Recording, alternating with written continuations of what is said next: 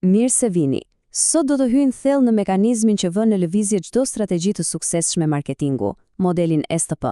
Harrojeni pak teoritë e tharta akademike, mendojeni këtë si një makinë precize, një motor që e kthen hamendësimin dhe shpresën në fitime të prekshme dhe të matshme. Ja si do të ecim. Së pari, do të zbërthejmë vetë motorin STP, thelbin e tij. Pastaj, do ta marrim hap pas hapi, si të kuptojmë tregun, si të zgjedhim se ku do përqendrohemi dhe më pas si të ndërtojmë identitetin e markës sonë. Dhe në fund do të shohim si lidhet e gjithë kjo në praktik. Mirë atëherë, le t'i futemi pjesës së parë. Çfarë është ky motor i famshëm, STP? Imagjinoni pak kalimin nga gjuajtja me sy mbyllur duke shpresuar të kapni diçka, tek përdorimi i një lazeri që godet saktësisht në shenja. Pikërisht kjo është fuqia e këtij modeli. Dhe kjo thënie, kjo e kap tamam në zemër problemin që STP kërkon të zgjidhë. Seriozisht mendojeni pak. Në një treg të mbushur, si ky i sotmi, të përpiqesh t'i flasësh të gjithëve njëkohësisht, është si të bërtasësh në mes të stadiumit. Është receta e sigurt për një mesazh që humbet dhe sigurisht për një buxhet të hedhur dëm. Pra, marketingu i përgjithshëm, ai i tipit një për të gjithë, thjesht nuk funksionon më. Dhe ja ku vjen zgjidhja. Një proces elegant me 3 hapa. Shikojeni si një lloj gypi. Fillojmë gjërë me segmentimin, pra e ndajmë gjithë tregun në copa më të vogla, më pas e ngushtojmë me targetimin, zgjedhim copat më të vlefshme për ne, dhe në fund e përqendrojmë plotësisht me pozicionimin. Krijojmë një identitet të kristalt dhe të fuqishëm në mendjen e atyre që zgjodhëm. Le të fillojmë me hapin e parë, i cili është absolutisht thelbësor, segmentimi. Sepse siç thon, nuk mund të godasësh një objektiv që nuk e sheh. Dhe për ta parë qartë tregun, hapi i parë është ta ndash atë në pjesë që kanë kuptim. Ky është themeli mbi të cilin ndërtohet gjithçka tjetër. Pra, ideja kryesore është kjo.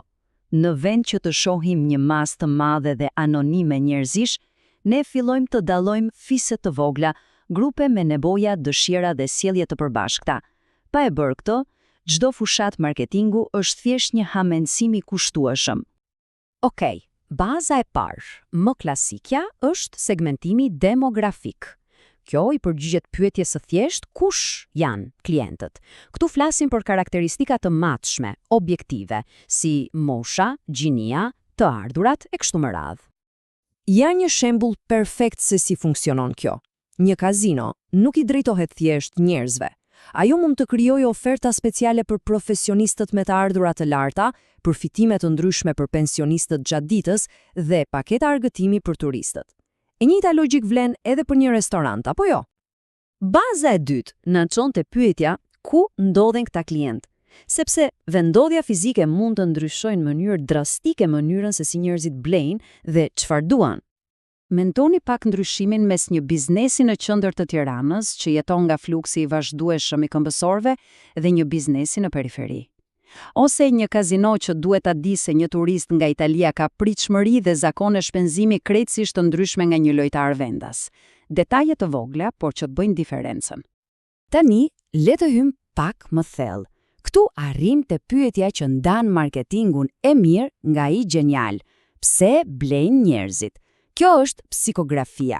Nuk ka të bëjë thjesht me moshën apo vendin ku jetojnë, por me stilin e jetesës, me vlerat, me motivimet e tyre.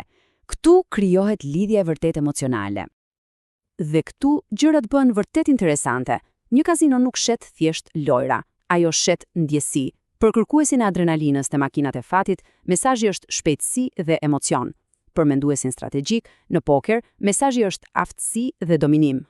Ndërsa për klientin VIP, gjithçka rrotullohet rreth ekskluzivitetit dhe statusit, të njëjtin produkt, por 3 botë të ndryshme. Dhe së fundi, kemi segmentimin sjellor. Ky fokusohet tek veprimet konkrete të matshme të klientëve. Pra, i përgjigjet pyetjes si sillen ata realisht. Kjo nuk bazohet në supozime, por në të dhëna të pastra. Dhe kjo është jashtëzakonisht e fuqishme. Të dish nëse një klient është një lojtar i fundjavës apo një lojtar VIP, ndryshon nga toka në qiell mënyrën se si flet dhe çfarë ofron. Disa klientë motivohen vetëm nga ulet e çmimeve, ndërsa të tjerë janë gati të paguajnë shumë më tepër për një atmosferë të veçantë. Të kuptosh këto sjellje nuk është thjesht marketing i zgjuar, është rruga më e shkurtër drejt fitimit. Mirë, Pra kemi identifikuar disa grupe të ndryshme, por a janë të gjitha këto grupe një lloj të vlefshme? Si e dim nëse një segment ia vlen vërtet mundimin dhe investimin? Kjo na çon te pyetja thelbësore e radhës. Atëherë, si e ndajmë grurin nga kashta? Si e kuptojmë cili segment është një minier ari dhe cili është thjesht një shpërqendrim? E po, pikërisht për këtë shërben kjo listë kontrolli me 5 pika. Pika e parë, a është i matshëm? Pra, a mund t'i numërojmë dot njerëzit në këtë grup? E dyta, a është substancial? Do me thonë, a është mjaftueshëm i madh sa t'ia vlej mundimi financialisht? Më pas, a është i aksesueshëm? A kemi ndonjë mënyrë reale për të komunikuar me ta, për t'i arritur? E katërta, dhe kjo është kyçe, a është i dallueshëm? A sillen ata vërtet ndryshe nga të tjerët? Dhe së fundi, ndoshta pika më e rëndësishme, a është i zbatueshëm? A jemi ne si kompani në gjendje të krijojmë diçka specifike për ta? Nëse përgjigja për ndonjërin prej këtyre është një jo e qartë, atëherë ai segment, sado interesant të duket, mund të jetë thjesht një kurth. Okej, pasi kemi kuptuar dhe vlerësuar segmentet e tregut, vjen momenti i zgjedhjes. Ky është hapi i dytë i motorit ton, targetimi. Ktu vendosim se ku do të luftojmë dhe më e rëndësishmja, ku do të fitojmë. Tani shikoni këtë krahasim të dy strategjive kryesore. Në të majt kemi marketingun masiv, një mesazh për të gjithë. Po, është i lirë, por shpesh është i dobët dhe gjenerik. Në të djathtë kemi marketingun e diferenciuar, ku krijojmë oferta të ndryshme për segmente të ndryshme. Sigurisht është më i kushtueshëm, por kthimi i investimit, ROI, është shumë i lartë. Pse? Sepse mesazhi është relevant. Dhe kjo tabel na tregon saktësisht se si merret një vendim i tillë në praktik. Le të marrim shembullin e kazinos. Shikoni, turistët sjellin fitime të larta, por besnikëria e tyre është pothuajse zero. Lojtarët e makinave të fatit janë një grup i madh, por me fitim mesatar. Por hidheni një sy lojtarëve VIP, edhe pse janë pak në numër, fitim prurja dhe besnikëria e tyre janë jashtëzakonisht të larta. Me të dhëna si këto, vendimi se ku duhen përqendruar burimet bëhet shumë më i qartë, apo jo? Mirë, e kemi ndarë tregun, kemi zgjedhur fushbetejën tonë. Tani vjen hapi final dhe më krijues, pozicionimi.